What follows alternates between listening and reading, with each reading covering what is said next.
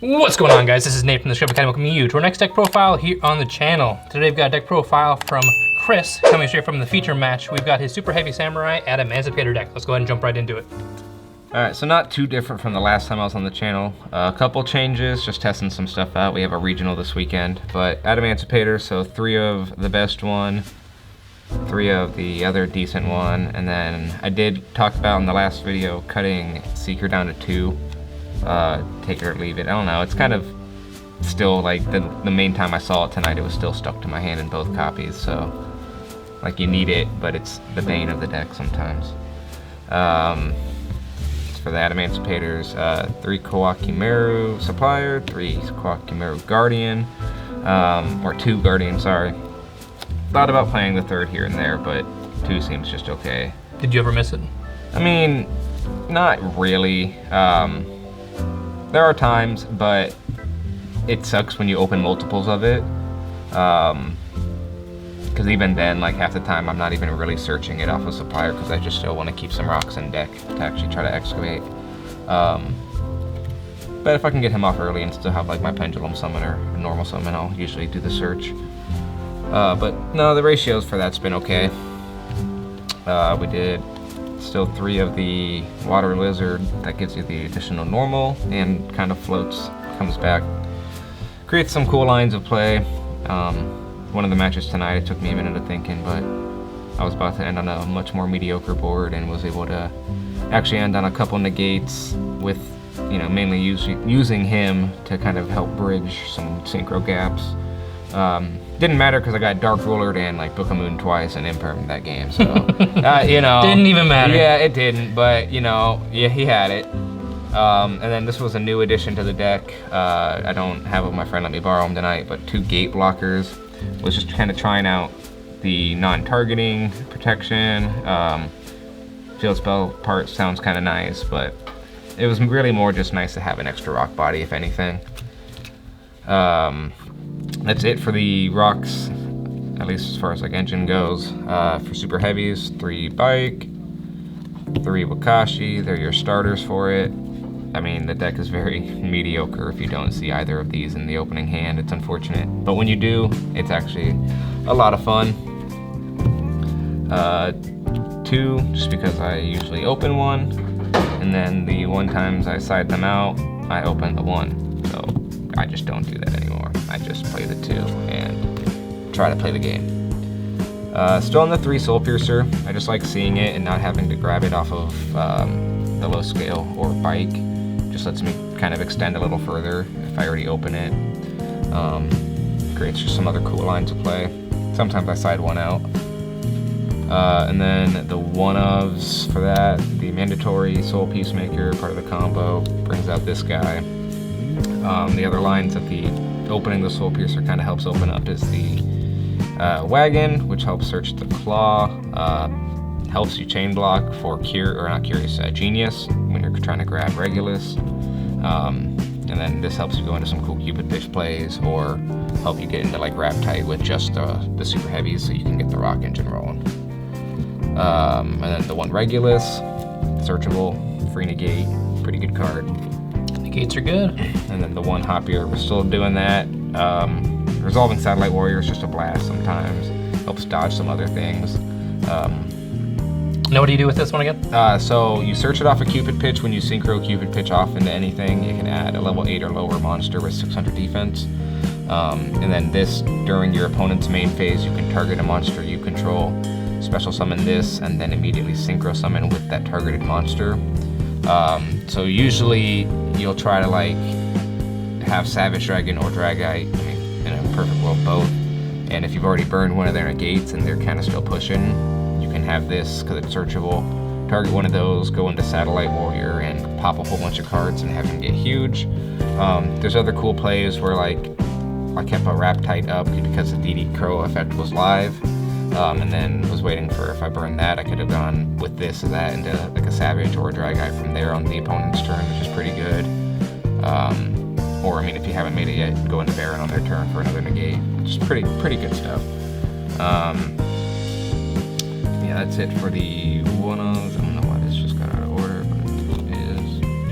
Whatever. For hand traps, 3 Valor, trying this out tonight. Superior rarity. Beautiful. I had to search very far and wide for them. Makes it so you can open them better. Exactly. I like that better than the ulti. One of the games I showed the camera tonight, actually, my hand was 3 Valor, like a ghost lit thing. Ghost Mortar and Moonlit Chill. So 3 Valor, 1 Ghost Lit, and a Soul Piercer. And I was like, wow, well, they aren't playing this turn, but I have to top deck. Can't do much either after that. Yeah, so 3 Valor, and then just 2 Nib, 2 Droll, 2 Ash. I don't like playing all the 2-ofs. Like, I didn't see Droll really at all tonight when it actually mattered, or Nib.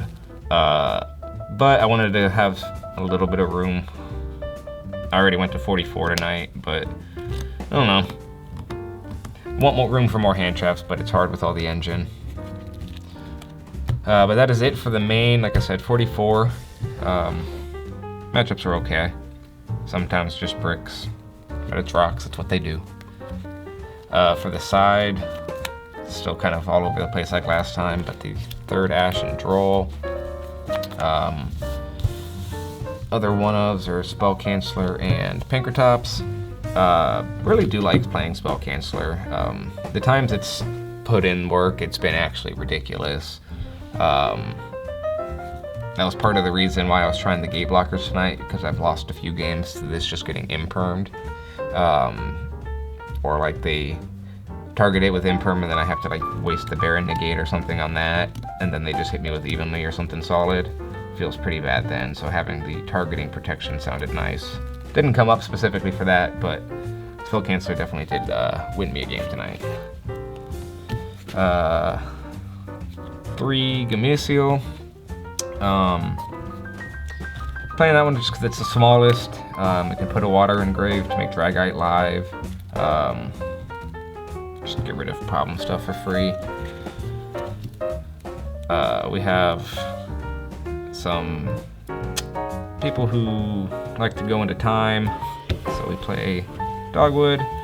I just don't want to be in those situations where I'm on the short end of the stick, so if it's close to like 15 minutes or less, game 3 on a combo deck, these just go in.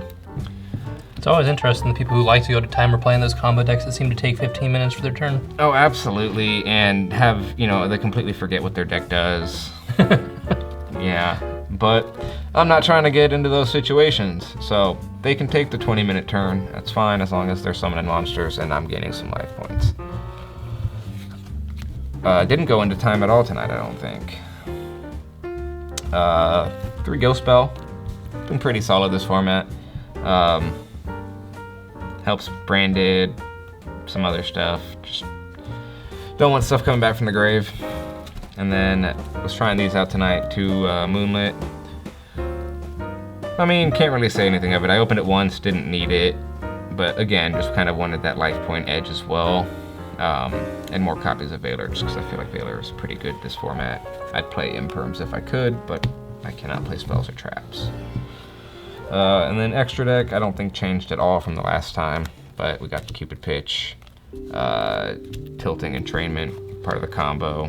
Cupid Pitches help search the Hopier, and it does a little bit of burn as well. So we've got multiple paths. You ain't catching me in time, that's all I'm saying. Excel, again, mandatory for, well, not mandatory for the combo anymore, but definitely helps. You can do really cool stuff like bring back an Adamancipator you haven't used because they're level 2s, and then get their effects off from the grave. It's pretty cool. Barone, which is, I would say, mandatory. Definitely wouldn't play the deck if this wasn't a card. A couple more synchros, I think just the Adamancipators. Yeah, just the 1 Dragite. Oh, no, a couple more synchros after that. 2 Raptite. Haven't really changed this at all. There are definitely still times where I do wish I had the 2nd Dragite, but I feel like if I manage my resources correctly, I should not need it. And then we have Coral Dragon, Savage, just really solid cards, helps pop, helps draw, and then the Satellite Warrior. I've had really cool plays where I've popped 6 with this, cleared a whole field, and just swung with game by himself. only 2 XCs, Dweller, Granite. Again, times I wish I had 2 of this, but again, if I manage my resources, I should be okay. Been teetering on this or Dweller. Just a really tough decision. Been also considering maybe siding one and the other. Just not sure yet. But that's it for the XCs. Also been thinking about Zeus, but still just can't bring myself to do it for some reason. Genius, Appaloosa, Skull Dread. Mainly there for the Spell Canceller line. Game 2 or 3, go into him over Appaloosa, so you can special out the Spell Canceller, and then it gets a nice boost as well. It's been pretty consistent. You have to sacrifice a couple synchro lines to go into this instead, but it usually pays off. Like I said, when Spell Canceller sticks, it definitely does work. But deck's a lot of fun. It's mainly the reason I'm still playing it. I definitely don't think it's the best deck by any means, but the ceiling for it is very high. When it goes for sure. I feel like there's a lot more options to play with this than the top decks, because you're playing in the top tiers the same line every time. Yeah. Whereas with something like this, you can really just kind of mix and match and play what you need to at the times you need it. No, and that's why I've always liked the Adamancipators. I mean, I played the Prank Kid Fit build, I played Magnet Warriors with them. I just like how, yes, they are a combo deck, but for the most part, it's never a linear combo. Like you said, you always kind of have to freestyle it and find your way there. And it's kind of like I was saying with the Water Lizard, the level 2. He kind of really helps bridge some of those gaps and helps open up some cool synchro lines because of his level and his coming back from the grave, plus the additional normal. So that card's just really solid. Probably wouldn't have been playing the deck again if that card didn't come out either. So yeah, it's a lot of fun. I would still recommend picking it up. Like I said, it's not the best, but it definitely can compete, and the ceiling for it is ridiculous if a little bit of luck goes your way with some of the mills and whatnot, but yeah, it's a blast. All right, well, thank you, Chris, for bringing us your super heavy Adamancipator deck. Hopefully you guys enjoyed the live duels as well. If you did, make sure to hit that like button, hit that subscribe button, hit the notification bell on the way out the door. Make sure to stay tuned. We'll have some more feature matches coming your way soon. But that's all I've got for now, guys. Thank you so much for watching. As always, this is Nate from the Scrub Academy, signing up for now. Peace out.